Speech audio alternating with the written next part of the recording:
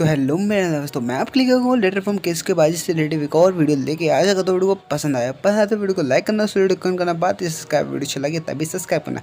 फिर से कहता हूँ यार, वीडियो अच्छी लगे तभी सब्सक्राइब करना। आप वीडियो देख के बीच में वापस जा सकते हो। तो स्टार्ट करते हैं वीडियो। तो फाइनली हमारे लेटर फ्रॉम केस के बाजी का चैप्टर 4 आज से हम स्टार्ट कर रहे हैं। तो भाई चैप्टर बहुत छोटा है, तो यार बहुत थोड़ी सी वक्त में निकल जाएगा। और फाइनली मैं कह सकता हूँ कि भाई इस चैप्टर को भाई धुआंधार बहुत ही ज़्यादा है भाई। मतलब बहुत मज़ा आने वाला है इस चैप्टर में, क्योंकि अभी तक की चैप्टर 5 आया नहीं और चैप्टर 4 आया, जिसको हम कुछ टाइम में कंप्लीट कर लेंगे। तो स्टार्ट करते हैं वीडियो बिना किसी टाइम गवाए। लेटर फ्रॉम केस के बाजी चैप्टर 4 की स्टार्टिंग में हम लोग को दिखाया जाता है कि हमारे चीफ हुई हमारे बाजी से मिलने आया होता है। उसको देखने के बाद भाई क्लास की लड़की बात करने लगती है और कहती है 1794 गुइसु टरानो यासुके। तो भाई ये नाम बड़ा अजीब है, तो भाई तुम लोग खुद पढ़ लेना। जिसके बाद बोलती है क्या अजीब नाम है ये बातें वो लड़की कह रही होती है और मुझे खुद नहीं पता यार भाई ये बातें मतलब क्या चीज़ है। जिसके बाद हमारा चिफू दिखाया जाता है, जो कि बाजी की तरफ झुकता है और सीरियसली कहता है थैंक्स फॉर हार्ड वर्क बाजी सान। किलर बी से अगली लड़ाई के बारे में मुझे आपसे कुछ बात करना है। क्या आप मुझे कुछ टिप्स दे सकते हैं 1v1 फाइट के लिए, 1v1 कॉम्बैट के लिए, क्योंकि मुझे अच्छा लगेगा कि आप मुझे कुछ सिखाएं। सीन शिफ्ट होता है, अगले सीन में हम लोग को दिखाया जाता है कि पूरी क्लास में वो मतलब बैठे हुए होते हैं और पूरी क्लास उन लोगों को नोटिस कर रही होती है और कुछ ज़्यादा ही घूर के देख रही होती है। इस सब को मतलब इस वातावरण को देखने के बाद चीफ बोलता है क्या मैंने क्या कर दिया है। जिसके बाद हम लोग को दिखाया जाता है कि उनके बारे में हर कोई बात कर रहा होता है और ख़ासकर लड़कियों की बात तो क्या ही करा जाए, चुगलखोरी में सबसे आगे। और वो लड़कियाँ आपस में बात कर रही होती हैं बाजीकन डेलिक्वेंट से रिलेट करते हैं। क्या ये बात हमें टीचर को बतानी चाहिए? सच में क्या हमें ये बात टीचर को बतानी चाहिए? और भाई साहब ये बातें सुनने के बाद आपको पता ही होगा भाई चुगलखोरी हर जगह चालू है, मांगा हो या रियल लाइफ। तो भाई साहब अगले सीन में हम लोग को दिखाया जाता है कि वहाँ पे बंदे जो खड़े होते हैं वो तक की बात कर रहे थे और वो कह रहे थे क्या वो बंदा अनडिफीटेड और सुनो चीफो यू है, वो गंभीर लग रहा है। जिसके बाद दूसरा बंदा कहता है वो बहुत मेहनती स्टूडेंट है बाजीसान, लेकिन फिर भी वो इन लोगों से साथ हैं। मुझे लगता है वो कुछ कर रहा है।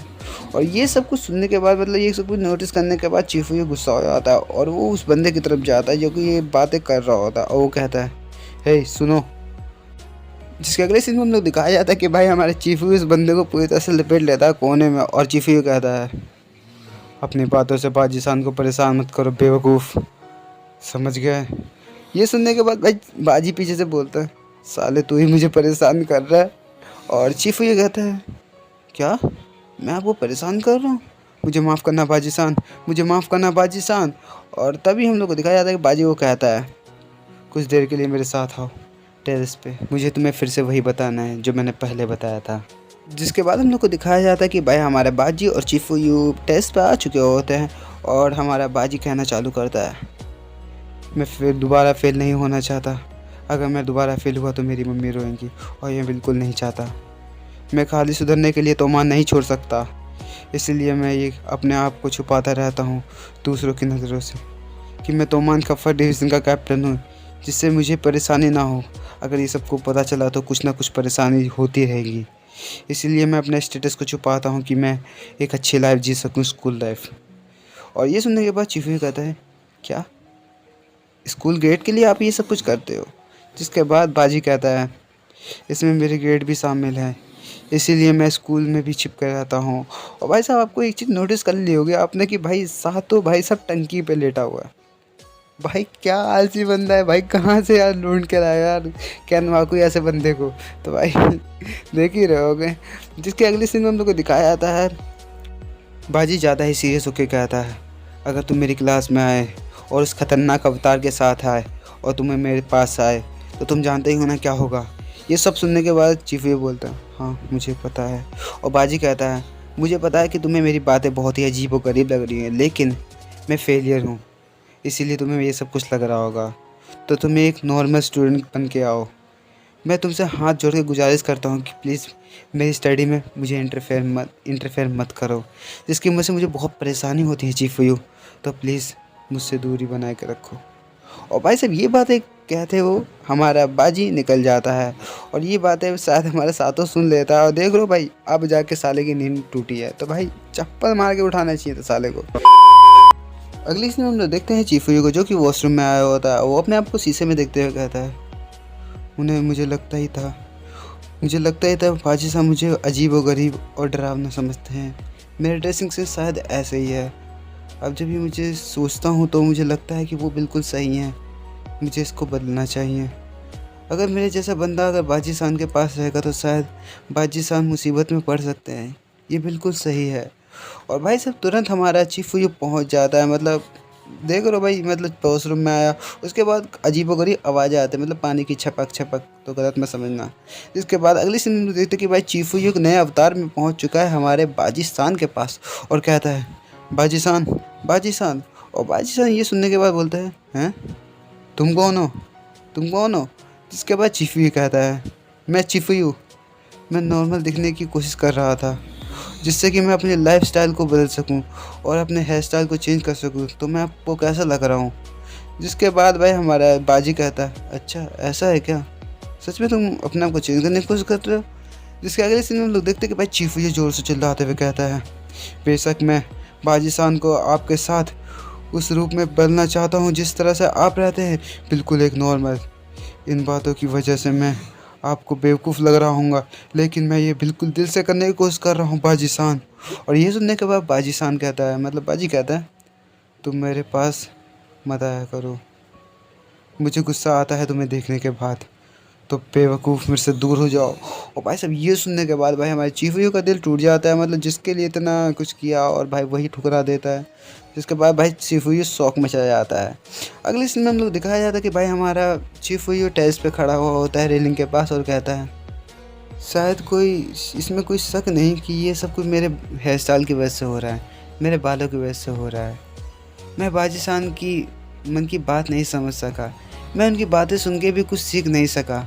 शायद मुझ में यही गलती है। शायद ये सब कुछ मेरे बालों की वजह से नहीं, ये शायद मेरी अयोग्यता की वजह से हुआ है, जो कि मैं किसी चीज़ को सीख नहीं सकता और ना ही किसी चीज़ में ध्यान लगा सकता हूँ। तो मुझे माफ़ करना बाजी शान। और अगले सीन में देखते कि बाजी को याद करते हुए वो देखता है कि भाई उसने अपना हेयर स्टाइल पूरी तरह से चेंज कर लिया है। और वो बाजी की तरफ, मतलब बाजी के पास गया और बाजी ये सब कुछ देखने के बाद शौक हो चुका है। और चीफू ये बोलता है, अगली बार जब मैं बाजी शान से मिलूँगा तो उनकी तरह लगूँगा, मैं एक नॉर्मल इंसान लगूँगा, एक नॉर्मल स्टूडेंट लगूँगा। ये एक गेम है जिसमें मुझे जीतना पड़ेगा, भले ही कुछ भी हो जाए मुझे ये जीतना पड़ेगा। ये मेरी लाइफ का टर्निंग पॉइंट है, तो मुझे इसमें कोशिश करनी पड़ेगी जो कि मुझे पूरी तरह से बदल देगी। लेकिन ही कहते हुए उसके पीछे भाई उसकी चिल्लर पार्टी आ जाती है और वो कहती है, ओ चूफियू भाई कैसा है, ये क्या कर रखा है भाई अपने बालों का, ये तूने अपना क्या हाल बना रखा है यार, ये क्या कर लिया अपने बालों का, सत्यानाश कर रखा है यार, इतना बढ़िया तेरा हेयर स्टाइल था, तूने बर्बाद कर दिया सब कुछ। जिसके अगले सीन में हम लोग देखते हैं कि भाई चीफू के पास वो तीनों बागड़ बिल्ले आ जाते हैं और भाई साहब बकलोड़ी चालू। जिसके बाद हम लोग को दिखाया जाता है वो बारी बारी बोलना चालू करते हैं और वो क्या पहला वाला बंदा क्या आता है, तुम्हारे इतने मस्त बाल थे फिर भी तुमने इन्हें ख़राब कर लिया, क्या हुआ चीफू? जिसके बाद पहला बंदा बोलता है, और भाई साहब क्या ही बोला जाए, इनको भाई यही रिस्पेक्ट किया जा सकता है इन लोगों से। वो कहता है, मैं सोयन की शर्त लगाता हूँ कि चीफू रिजेक्ट हुआ है किसी लड़की से, क्यों है ना चीफू? जिसके बाद भाई दूसरा बंदा बोलता है, सोयन की शर्त है, चीफू के बालों पर किसी ने निबंध लिखा होगा, पक्का क्लास में सर ने मजे लिए होंगे और पक्का चीफू रिजेक्ट हुआ होगा क्लास की लड़कियों से। और तभी भाई तीसरा बंदा बोलता है एक अलग ही तेवर में, सोयन की शर्त लगाता हूँ मैं, ये बंदा चीफू नहीं है, ये कोई और है, चीफू की आत्मा। भाई क्या ही बोला जाए भाई बच्चों, क्या ही। और ये सुनने के बाद भाई चीफू बोलता है, साले चूतिया हो गया भाई, चूतिया हो गया तुम लोग। और भाई वो बंदे डर जाते हैं और बंदे कहते हैं, हमने पहले तुम्हें इतना उदास बिल्कुल नहीं देखा चीफू, देखो तो यार चीफू यार तुम इतना उदास बैठे हो, तुम्हें क्या हुआ यार, तुम हमको बताओ तो सही चीफू, क्या बताओगे नहीं तो हम लोग क्या कर सकते तुम्हारे लिए।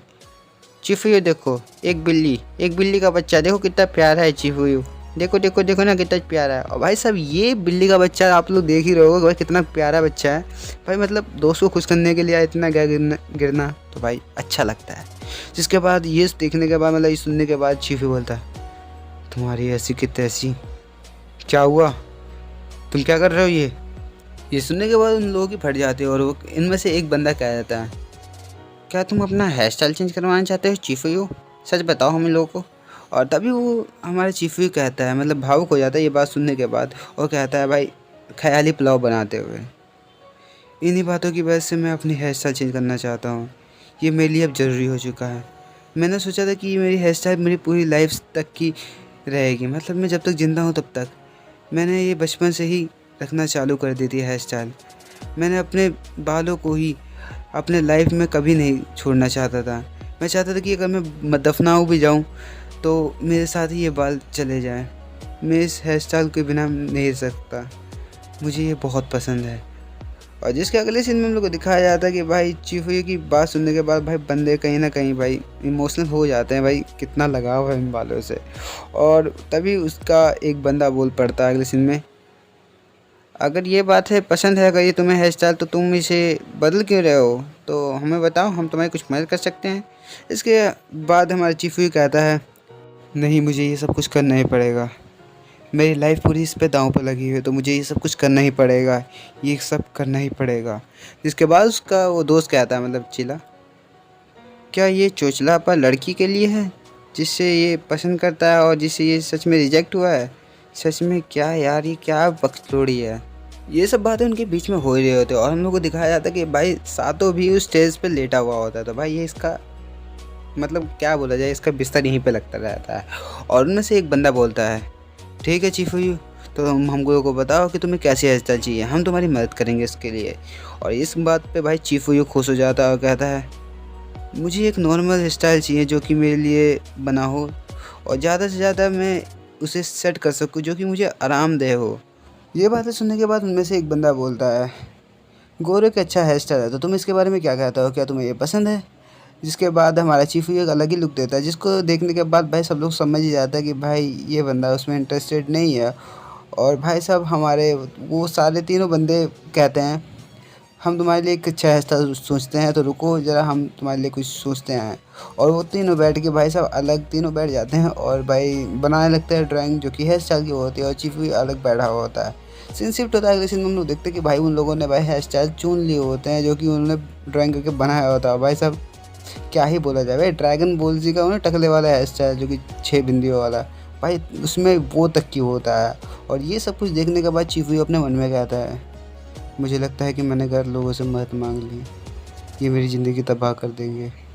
और फाइनली अगले ही हम लोग सीन में देखते कि भाई हमारा सातों उड़ जाता है। ये सब कुछ सुन रहा होता है भाई हमारा सातों, मतलब सो रहा था या नहीं सो रहा था ये मेरे को खुद नहीं पता।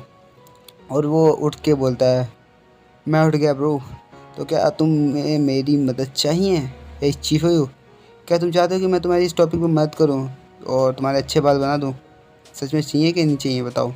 ये सुनने के बाद भाई हमारे चीफ यू हिचकिचाते हुए कहता है, तो भाई तुम लोग को पता ही होगा वो क्या कहने वाला है। तो यहीं पे खत्म होता है लेटर फ्रॉम किसके बाजी से रिलेटेड एक और वीडियो खत्म, चैप्टर 4 पार्ट 1 वीडियो यहीं पे खत्म। आशा करता है वीडियो को पसंद आई हो, पहले तो वीडियो को लाइक करना, वीडियो करना, बात है सब्सक्राइब, वीडियो अच्छी लगे तभी सब्सक्राइब करना। तो यार लेटर फ्रॉम किसके बाजी और भाई हमारे टोक्यो रिवेंज जिसकी मैं प्लेलिस्ट बहुत जल्दी बना दूंगा, जिससे कि आपको देखने में बहुत आसानी हो, मतलब पार्ट ढूंढने ना पड़े, तो यार बहुत जल्दी बना दूंगा। और भाई डिस्क्रिप्शन चेक कर लिया करो क्योंकि उसमें भी भाई मैं उससे रिलेटिव वीडियो डाला करता हूँ, क्योंकि देखो उसके रिलेटिव जो वीडियो होंगी आप मेरी आईडी खोलोगे यहाँ पे वहाँ पे जगह से बढ़िया मैंने सीधे वो लिंक डाल दिए होते हैं जो कि शायद आपको अच्छी लगे वीडियो, तो यार चेक कर लेना। तो भाई मिलते हैं नई वीडियो में जो क्योंकि सबसे अलग अलग मस्त। तो बाय बाय।